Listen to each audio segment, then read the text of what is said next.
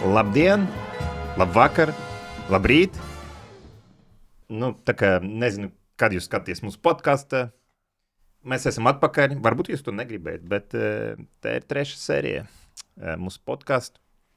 Tu redzēsi atšķirību. Pirmās divas jau bija? Jā, Es ja tu nepamanīji, viņi jau bija. bija. Bet, kas ir interesanti, jauna studija, jauna tēma. Tagad, Tuvojas jaunais gads. kad mēs filmējam šo podkāstu, jau tuvojas jauns gads, bet visi veci čomi blakus ir. Bet ar cepuriem. Šodien ir mums Maksims, acu ārsts, ķirurgs, Sveiki. profesors, Acu ārsts, ķirurgs. tēvs. Labi. Un šodien arī jauna tēma. Šodien mēs runāsim par... Jā, un Andrejs, kurš tagad pļāpā visu laiku. Nu, beidzot, kāds jau pa mani arī padomāja. Labi. Andrejs, Arī acu ārsts. ķirurgs. Un ķirurgs, jā. Super. Labi, tātad šodien Panāksim. mēs runāsim par tādu tēmu, kura nosaukums ir katarakta. Briesmīgais nosaukums un briesmīgais... Es tam citu, ko nozīmē katarakta? Tu Jā, zini, pārtulkot šo vārdu katarakta. es, kad dzirdu šo vārdu, pirmoreiz, kad es šo vārdu dzirdēju, man liekas, ka tā ir tāds, jūs zini, headcrabs no Half-Life. Tu, Maksims, atceries? Jā. Headcrabs, kurš rāpo tev virsū, tad katarakta. Bet, jā, kas ir katarakta? Nu, ūdenskritums. Ūdenskritums. Nu, ot. Tad, kad es valoda. biju Kanāda, kaut kur 90. gadus, es biju Niagara ūdenskrituma, un tur bija oftalmoloģijas pasaules kongress, un ārsti man prasa, kā tulkot kataraktu. Un, es arī domāju, ka tas ir kaut kāds vārds, kurš nozīmē kaut kādu patoloģiju. Es saku, tur visādas savas fantāzijas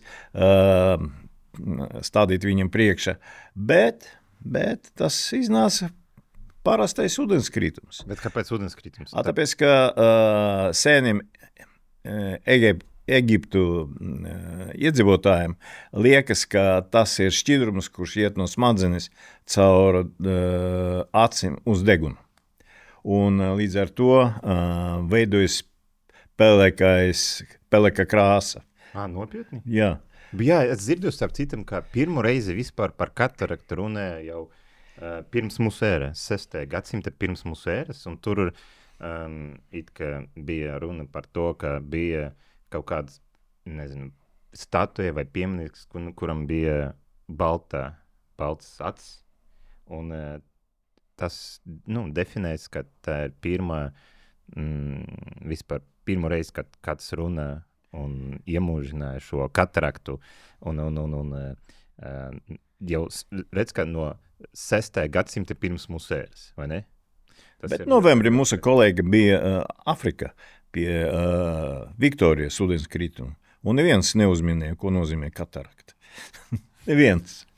Jā, un arī gidi nezināja, ko nozīmē šīs vārds un tā tālāk, bet tas ir ūdenskritums. Ja. Bet tu zini, ka es bišķiņ iedziļinājos vēsturē, pirms es sagatavojos podcastu atšķirt no jums. Jā, bišķiņ iedziļinājos Tad mums celties un iet Jā, prom. es pats to parunāšu, vai ne? Man pusēt. Labi, bet tu zini, ka jau 6. gadsimta pirms mūsu ēra jau sāka ārstēt kataraktu. Jā, ar reklinācijas metodi. Jā, bet Maksims varbūt izstāstīs, kas ir reklinācijas metode. Es sagatavoju arī maketi, kur mēs varam visu kaut ko radīt. Reklinācijas metode, tā ir kataraktas ārstēšanas tehnoloģija, ko pielietoja seniem indieši, Un lietu līdz eģiptieši. šim, starp citu. Bet zini ko? Vienīga lieta, ko mēs neaprunājam, kas ir vispār katarakta. Mums taču nav ūdenskritumā acis iekšā. Jā, kas ir katarakta? Varbūt Maksims var paskaidrot mums, kas ir katarakta. Protams, Maksims tūlīt visu izstāstīs. Acī aizzilīts atrodas stikliņš, ar kuru mēs skatāmies uz ārējo pasaulē. Un gadiem ejot, šis stikliņš pakāpeniski nolītojas. No dzidra viņš paliek nedzidrs. Un šo procesu mēs arī saucam par kataraktu, jo faktiski katarakta ir dabisks lēcas nolietošanas process. Apbukļošana. Bet, principā, ja tas ir olbaltumviela, vai ne? Tā ir lētas, tā ir olbaltumviela, kurā tur denaturācija notiek, bla, bla, bla, un viņa kļūst balta, un caur viņu neiet gaisma, un tāpēc cilvēks... Nu, ar vecumu viss mainās. Sirmiem mati parādās, krunks, un tāpat arī acs. Bet jautājums, ko tad darīt? Izmaiņas. Jo katarakta pirms faktiski pēdējiem 10 gadiem tas bija viens no galvenajiem iemesliem, kāpēc cilvēks paliek akls. Tas ļoti būtiski ietekmē ne tikai mūsu redzes kvalitāti, bet mūsu dzīves kvalitāti. Un, protams, nevienam tas nepatīk, un arī mūsu senči mēģināja kataraktu ārstēt. Un kā viņi ārstē vēl pirms 2000 gadiem no mūsu ēras, saka pielietot tehnoloģiju, ko sauc par reklināciju. Ļoti vienkārši paņem asu adatu un iedura šeit radzeni. Respektīvi šo aizduļotu lēcu nevis ņema lauka, kā mēs veicam mūsdienās, bet iespiež iekšā acī. Un šādi, lūk, atbrīvojas lodziņš, ar kuru gaismā var tikt acī. Respektīvi, šeit mums ir aizduļots ceļš gaismai, šeit mēs gaismai ceļu atbrīvojam. Bet, protams, tā nav ļoti fizioloģiskā situācija, ka lēca nogrimst.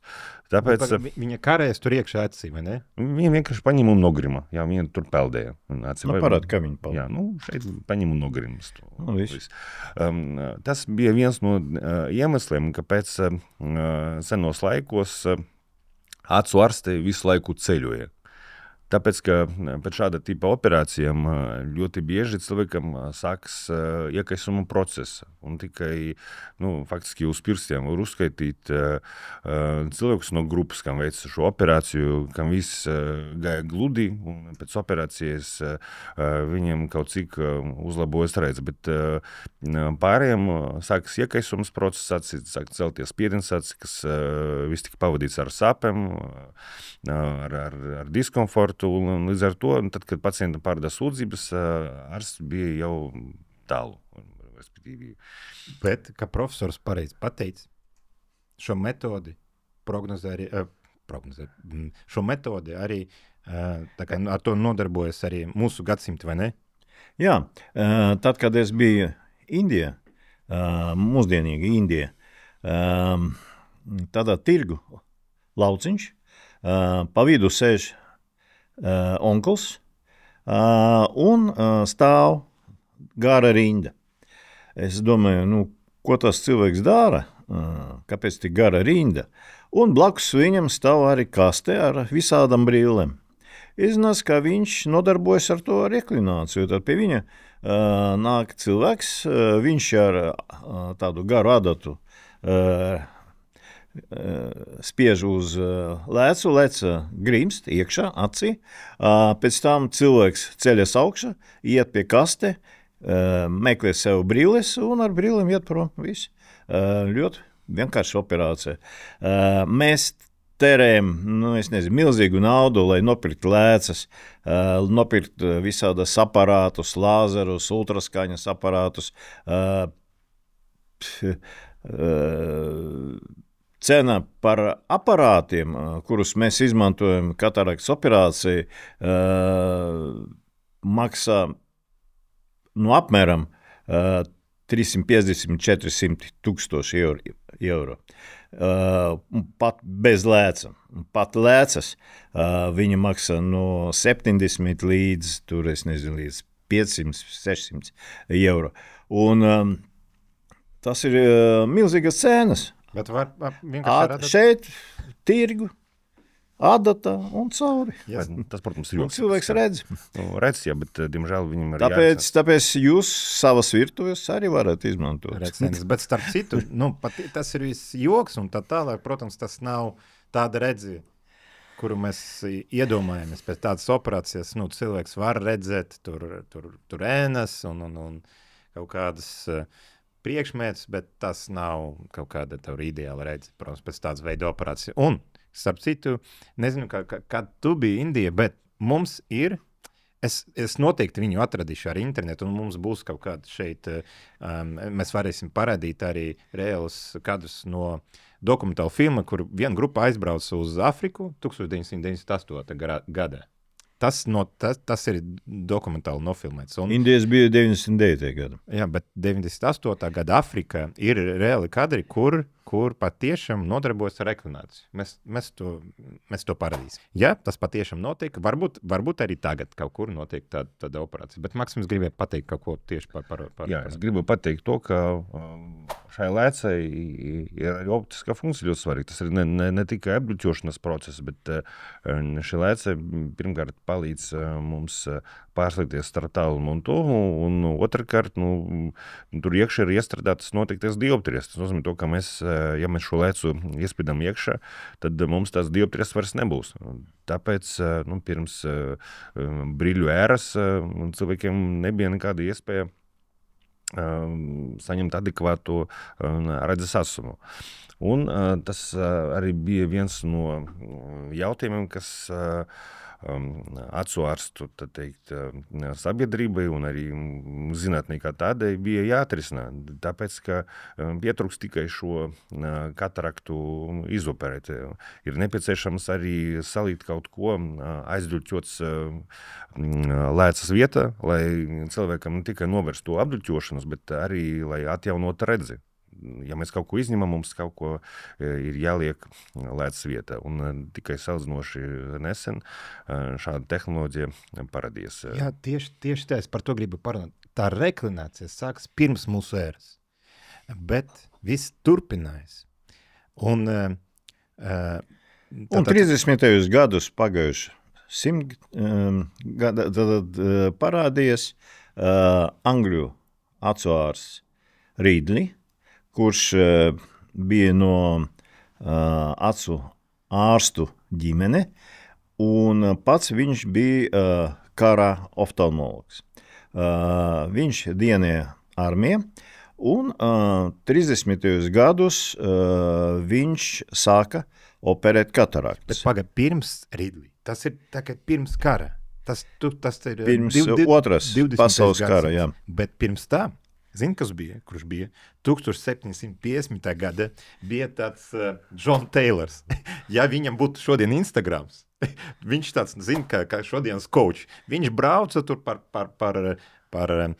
pilsētam un nodarbos ar reklinās. Viņš bija patiešām ļoti tāds slavens cilvēks, bet, zina, ka dažādi coachi, es negribu nekādu coachu apvainot, bet bišķiņ tāds šarlatāns, tāds šarlatāns marža bija viņam. Un 1750. gada viņš piebrauca pie tāda slavena cilvēka Johann Sebastian Bach. Viņam arī bija katarakta. Zini, slavenam cilvēkam arī bija katarakts un pagājuši gadsimti un visos laikus. Starp citu, arī jums būs katarakta.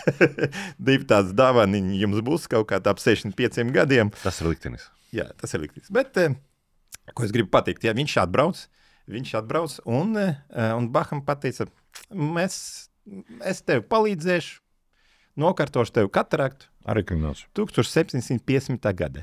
Zini, kad ir, kura gada nomira Johann Sebastian Bach? 1750. gada.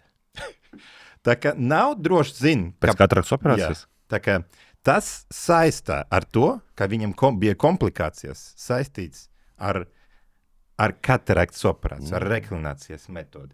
Bet pēc tam par šo Johnu Tayloru, maz kas bija dzirdams, bet tas bija fakts, par ko bija interesanti. Starp citu, tālāk būs arī interesanti, attīstas kataraktas operācijas, reklinācijas metodas, un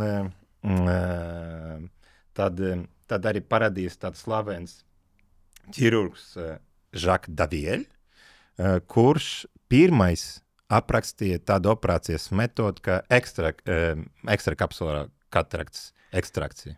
Jā, tad, kad operēja Ridley, bija divas operācijas veidi. Pirmais bija intrakapsulāra intrakapsulāra metode, un otrais bija ekstrakapsulāra metode. Atšķirība bija tāda, ka ar intrakapsulāru metodi ņem ārā visu lēcu, bet ar ekstrakapsulāru metodi, kur ir nedaudz sarežģītāka, tur ņem tikai kodulu, bet lēcas kapsulu atstāja iekšā. Bet viss tā, vai nebija problēma? Tu vari izņemt kaut ko, bet kaut kas... Bet ko tu tur liks iekšā? Kā ar to nodarbojas pirms Ridley? Par Ridley mēs vēl parunāsim, tur būs interesanti. Es zinu, tas ir ļoti slavens ķirurgs, bet pirms Ridley bija interesanti viss kaut kas. Ar ko mēs varam tad atstāt redzi un nodrošināt fokusēšanās funkcijas, ja lēcas iekšā nav? Ar ko tad nodarbojas? Ar redzi kā tādu? Nē, es domāju, tu izņem to kataraktu, izoperē, reklināts uztaisīja, bet... Tad brilles? Jā. Tad cik dioptris brilles vajadzēja uzlikt virs?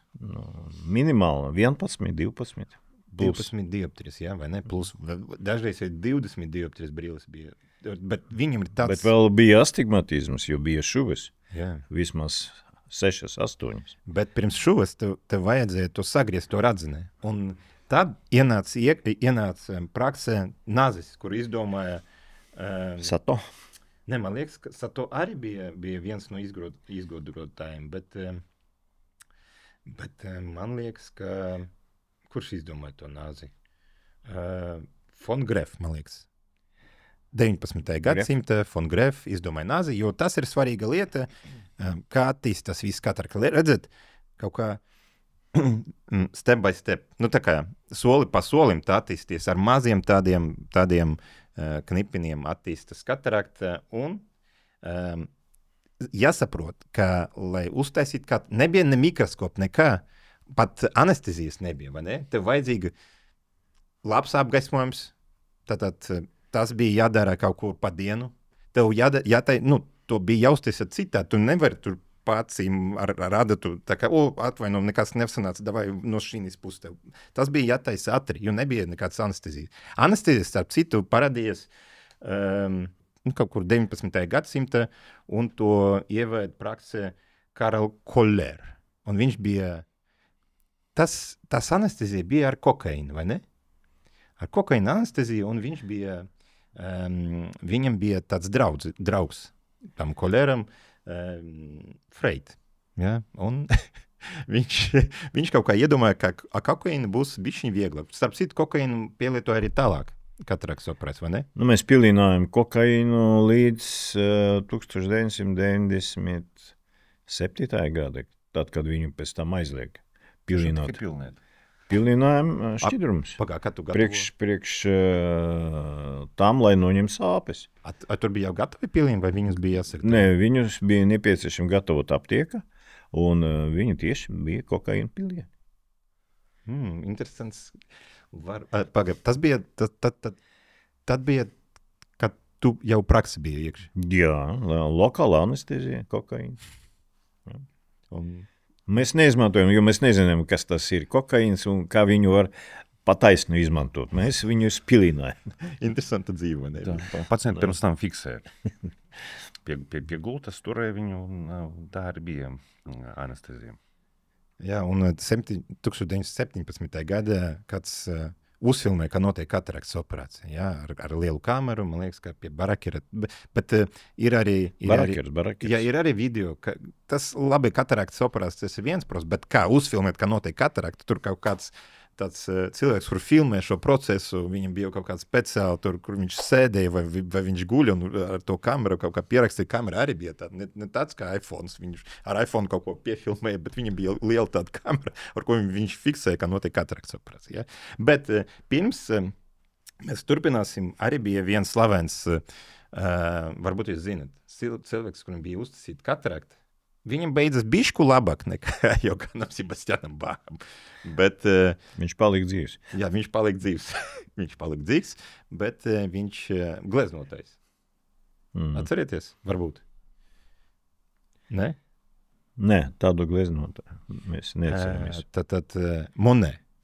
Viņam bija uzticīta katarakta. Viņam bija uzticīta katarakta. Viņš ilgi negribēja, viņš ilgi kaut kā domāja, ka tas ir pārāk riskanti un negribu šo kataraktu taisīt, bet beigas 1923. Viņam uztaisīja kataraktas operāciju. Un es pateikšu, ko viņš pateica pēc tās kataraktas operācijas. Viņš bija, maigi teikt, viņš nebija sajūsmā par šo operāciju, ko viņš uzrakstīja. I'm not capable of doing anything good. It's criminal to have put me in this situation. I only see blue. If I was condemned to see nature as I see it now, I'd prefer to be blind and keep my memories of beauties I've always seen. Tu gribēji tādu atsauksmi sev Instagram profilu? Tad, kaut kas bija jāpiefiksē tā kataraktas operācijas procesa, lai visiem būtu labi. Un tad patiešām tur parādījās Ridley 90. Starp citu, turpināt tēmu par māksliniekiem, veselas lekcijas ir sagatavotas par gleznotājiem, kas slimoja ar acu patoloģiju. Un viņi palika ļoti slaveni ar to.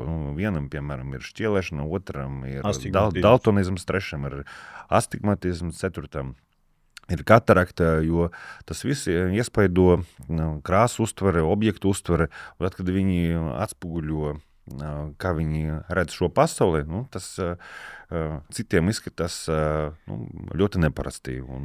Veidojas divainas.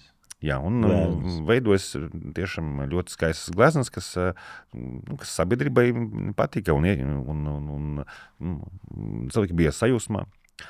Tā kā acu patoloģija dot arī kādu savu labumu mākslā. Jā, notiks starp citu arī tā lekcija ir iekļauts arī Monē, un tur var sekot līdzi, ka viņam mainas krāsu uztverē, kad viņam sāks šīs lietas apduļķošanas, kad viņam mainas krāsas, kā viņš redz un kā viņš to atspoguļo. Ja? Un tad 90. gados sāk domāt, kas mēs varam likt iekšā, un tad Ridley vai neparadīs. Bet tur interesanti bija, kā viņš to pie tā atnāca, kā mēs varam kaut kādu lecu bāzt iekšā. Tad Ridley sāk nodarboties ar kataraktas operācijām, tad, kad viņš vēl bija rezidents, bet dienēja armijā. Un 1947. gada viņam izdevās veikt pirmo lēcas implantāciju dzīvā cilvēka acī. Bet pirms tām bija nelaimes gadījums ar Lielbritāņu pilotu, kurš lidoja un cīnījās ar vācu lidmašīnām, un viņš bija sabruks, un praktiski viņam bija nepieciešami valkāt speciālas brilles, kuram ir nepieciešamas katram lidotājiem, bet viņš toreiz savas brilles aizmirst zeme, un praktiski ar parašūtu viņš pateicoties parašūtam palika dzīvs, bet palika neredzīgs. Bet kas tur bija? Tur viņam ievainojums bija, vai ne? Viņam kabīna bija sašauta ar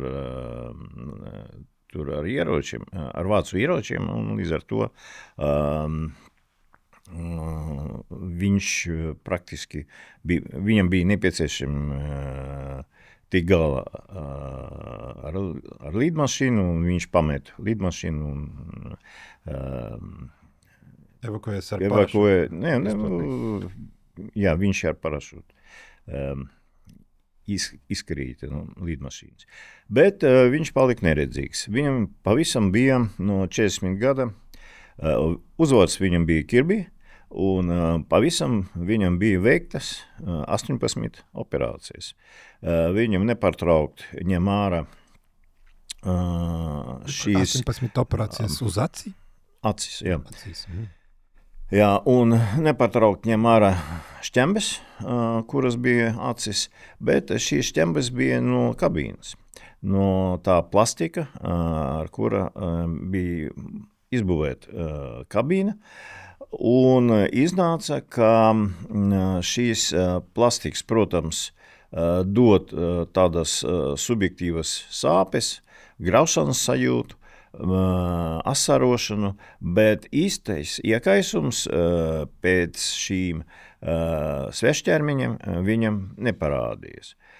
Un tā kā atgrūšanas beidzas viss ar to, ka viņš Morfield Hospital, kurš atrodas Londonā, satiekas ar Ridley. Ridley viņu apskatīja un ievēroja, ka viņam ir ļoti daudz svešķermeņu aci, bet, paldies Dievam, nav nekāds iekaisums. Un tad viņš sāka domāt, ka šīs materiāls, no kura sastāda lidmašīnas kabīna, būtu labs materiāls priekš mākslīgajam lēcam. Un viņam bija labs draugs no optiskā kampānijas Raineris, un pateicoties šīm draugam, viņi izdomājuši pirmo lēcu. Protams, pēc izmēriem viņa atgādināja dabisku lēcu, bet problēma bija tāda, ka materiāls, no kura sastāda pilota kabīna, viņš nebija 100% tīrs. Un šī lēca deva tādu nelielu mīglu. Un tad viņi sazinājās ar ķīmisko kompāniju Tissons, un šī kompānija izdomāja pirmo materiālu pēc nosaukuma akrīls, kurš bija absolūti tīrs. Un šī materiāla nosaukums bija Tissons 1. Un tad izveidojas speciālais polimers pēc nosaukuma polimetilmetakrilāts, pateicoties kuram bija izgatavotas pirmas lēcas un viņi bija pārstādīti. Bet Ridley kļūda bija tā, kā viņš visas savas operācijas noslēpa. Viņš nekur neprezentēja savas operācijas, viņam nebija atļauja veikt tādas operācijas, nekādas asociācijas par viņas operācijām nebija pazīstama, un viss beidzas ar to, ka viens no pacientiem, kuru operē Ridley, viņš tiek pie cita ārsta, ne pie Ridley, bet pie cita oftalmologa, kurš ieraudzīja lēcu, iekšāci un sakarā ar to asociācija momentāli izsauc Ridley ar prezentāciju par jaunajam lēcam, un viņam atņem licenci praktizēt. Līdz ar to, ka viņš nelikumīgi veids nelikumīgas operācijas dzīves cilvēka acis. Man liekas, beidzot, kāds vēl sagatavojas podkastam.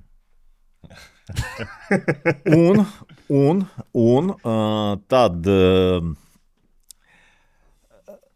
tikai 1908. gada, kad Ridley bija 94 gadi, Britu karaliene, 94 gadi viņam bija 94 gadi.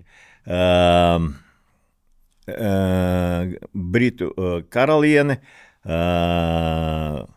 pagodināja viņu ar jaunu nosaukumu bruņotais. Pareizi, ja? Tituls, jā. Tituls viņam bija bruņotais. Pareizi? Sērs, jā, bet bruņotais. Līdz ar to viņi panākumi bija atzīsti, un līdz ar to Ridley tagad slavens ar to, ka viņš bija pirmais, kurš izgudroja un kurš izgatavoja mākslīgas lēcas priekš cilvēka acī. Bet zin ko, viņš izgāja tādu lielu, smagu ceļu, lai kļūst slavenam, kļūst par slavenu ķirurgu, un viņu nekāds neatzīna, ar viņu nekāds nesveicinājās, tā konferences. Jā, tas bija. Un zini, kas interesanti, tu zini, kāda profesija tēvam bija Ridley. Ridley tēvs bija oftalmologs. Jā, viņš jau bija no oftalmoloģijas ģimenes. Un viņš bija pirmais, kurš pateica Ridley, tipo, what the fuck, what are you doing, Ridley? Don't do it. Jā, patiešām tas ir principā traģēja, ka tēvs arī nepieņem šo metodi. Mums kaut kāda simularitāte ir. Jā, bet tēvs arī kaut kā nepieņem to metodi, un tas ir skumji, vai ne? Kad tev neatbalsta tur tuvinieki. Un viņš izgāja tādu garu ceļu, un viss par viņu runā, un viņš tā kā kad mēs runājam, ir Ridley medaļa par panākumiem oftalmoloģijā, un viņš ir ļoti slavens ķirurgs, ja? Tagad viņš ļoti slavens, jā. Jā. Bet joprojām tas viss notika bez mikroskopa un manuāli, vai ne? Tas vajadzēja lecu izņemt, un lecs atrodas kapsulā, kaut kā viņu izņemt, ieliekt caur lielu griezienu, ieliekt to jaunu lecu, viņam nebija iespējams kaut kā salocīt, viņam bija jāliek. Mums arī kaut kādi kadri ir, ja gribat, jūs varat arī noskatīt šos kadrus, tagad viņi būs, bet viss, tagad mēs esam atpakaļ, jūs varat to neskatīt. Labi, un tad kaut kas vajadzēja ielikt iekšā un vēl sašūt, un viss tās uz acīm, uz lokālas anestezijas. Tad bija lokāla anestezija, nezinu. Tā bija, lidokaīns. Laikam lokāla anestezija. Lokālas anestezija. Bet kokaīns.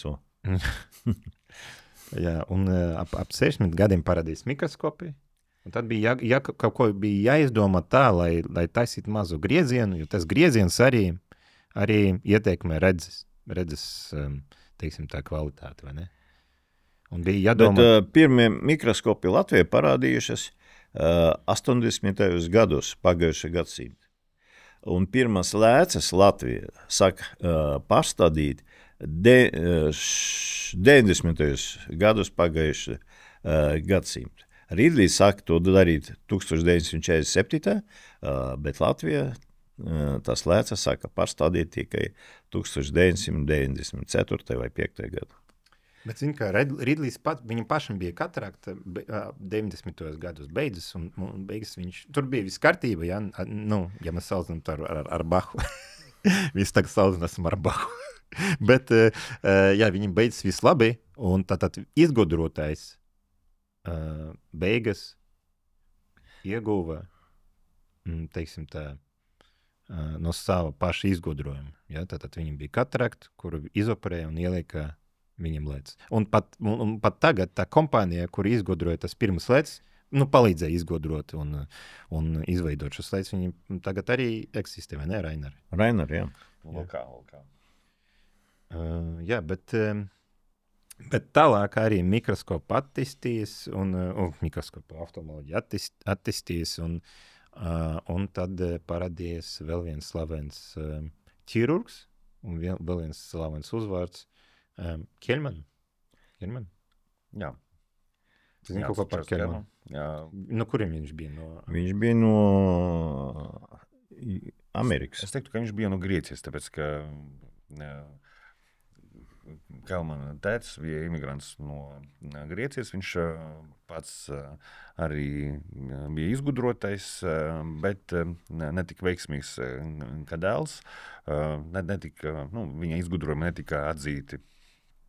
Viņa dzīves laiku viņš par šo ļoti pārdzīvoja un arī darīja visu, kas bija viņa spēkos, lai dēls iet varbūt citu ceļu, lai viņam ir kāda fundamentāla, lai viņam ir kāds fundamentāls darbs, piemēram, ārsts. To viņš uzskatīja par fundamentālo darbu. Bet gan vēl varbūt nospēlēja savu un Čārls Kelmans arī kļuva par izgudrotāju. Bet pirms mēs turpināsim stāstu par personību, vēlos uzsvert, ka procesa centrā tomēr ir nevis personība, bet pacients. Faktiski, kāpēc tas viss ir vajadzīgs? Jaunas lēcas, jaunas kataraktas ārstēšanas metodes, tāpēc, ka cilvēki grib redzēt. Cilvēkiem ir nepieciešama gan redzes kvalitāte, gan arī dzīves kvalitāte, jo jebkura operācija var notikt komplikācijas. Ja mēs runājam, piemēram, par reklinācijas operācijām, tad komplikāciju skaits ir dramatiski augsts. Atceries par Bahu. Jā. Kad mēs runājam par bišķi modernākam operācijām, tad, kad mēs ņemam laukā visu lēcu, tad arī, diemžēl, komplikāciju risks ir ļoti augsts, jo operācijas laikā mums ir jāveic liels grieziens.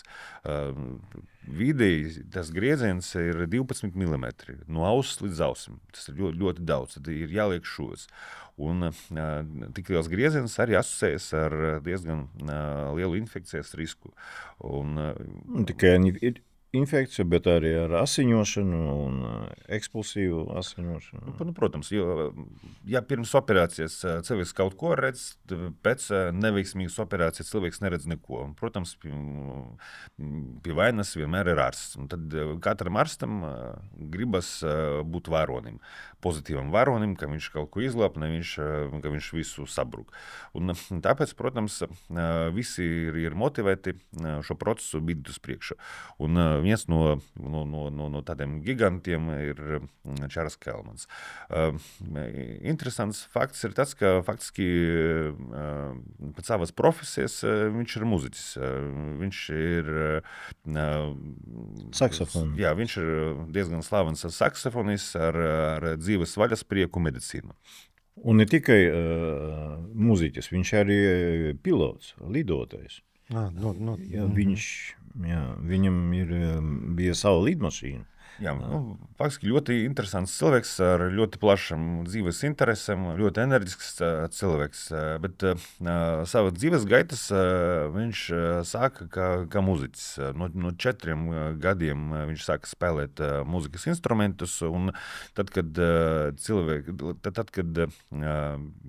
jauna Čārlza tēta saprata, ka tas viss ir nopietni, viņš uzaicināja viņu pie sevis, un tad, kad Čārlzam bija 17 gadi, un prasīja, lai viņš viņam nospēlē ar savu saksofonu. Un tad viņš nospēlēja ļoti populāro džēza tēmu, un tad viņš pajautāja, kurš labāk spēlē, vai tu, vai tas oriģināls. Un, protams, viņš atzīstas, ka oriģināls skan labāk, tāpēc teica, ka, tieši tāpēc tu būsi nevis par džēza muzici, bet kļūsi par ārstu.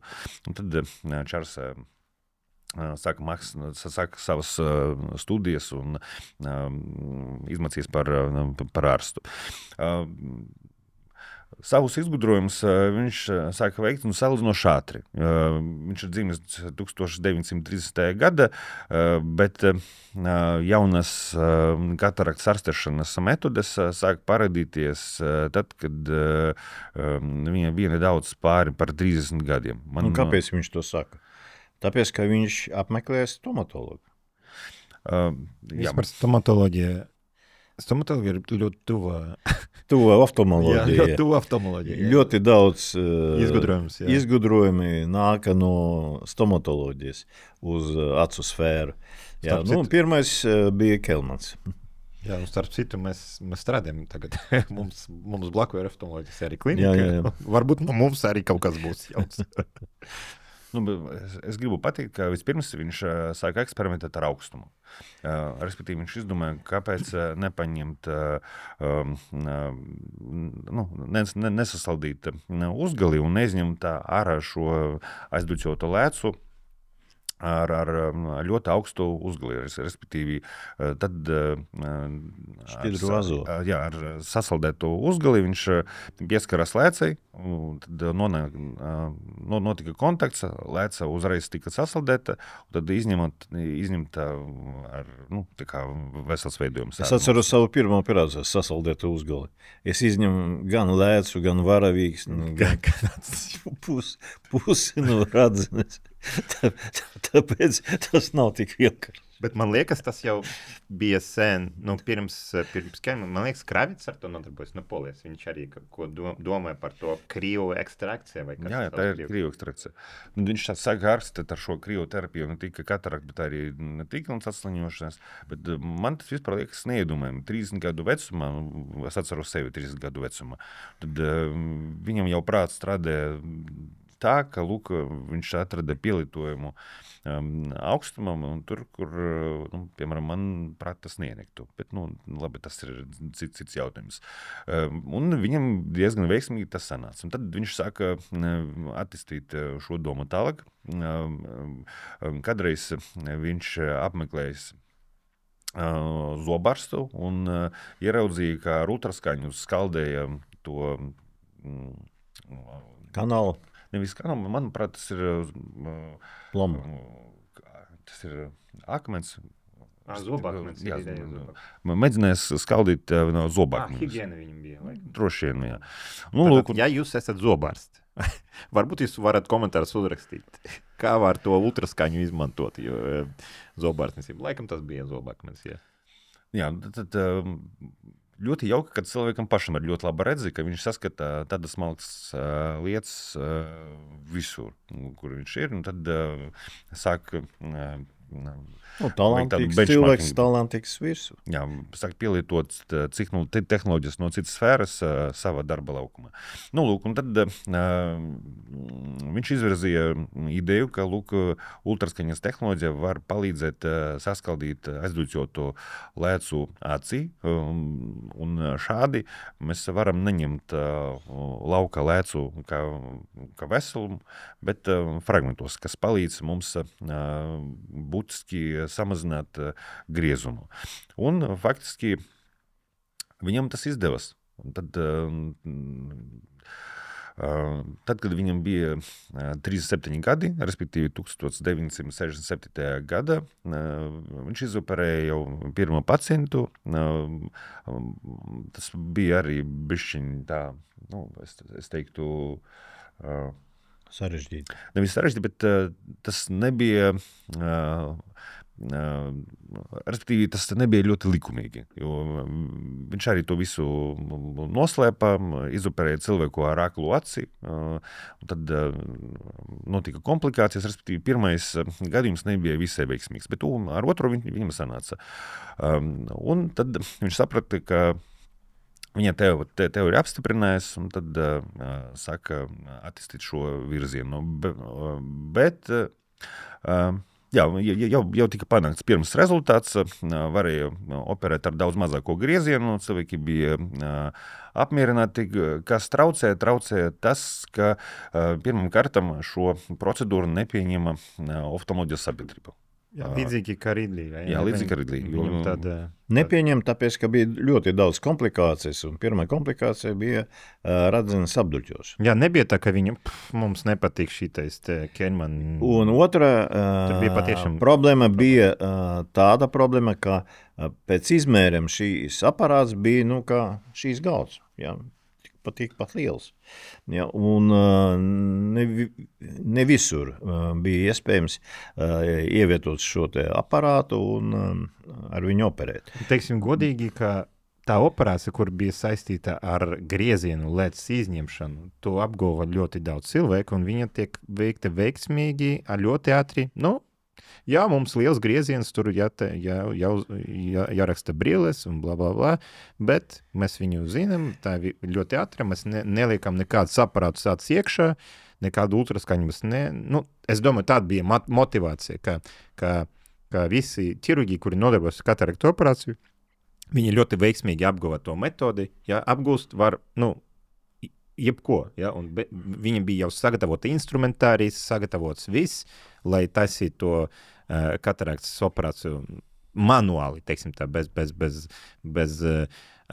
aparāta, bet te parādās kaut kāds ķēmans ar savu aparātu. Es domāju, tāpēc arī, sākumu viņi nepieņem, jo viņi neredzēja, kā var tālāk, viņam nebija tās redzes filosofijas, kā ķermani, vai ne? Ja, manuprāt, arī ārsti ir tāda diezgan noslēgta konservatīva grupa, un ja gadījumā viens izvirzās ar kaut ko tādu revolucionāru, tad tas uzreiz var provocēt tādu pretreakciju.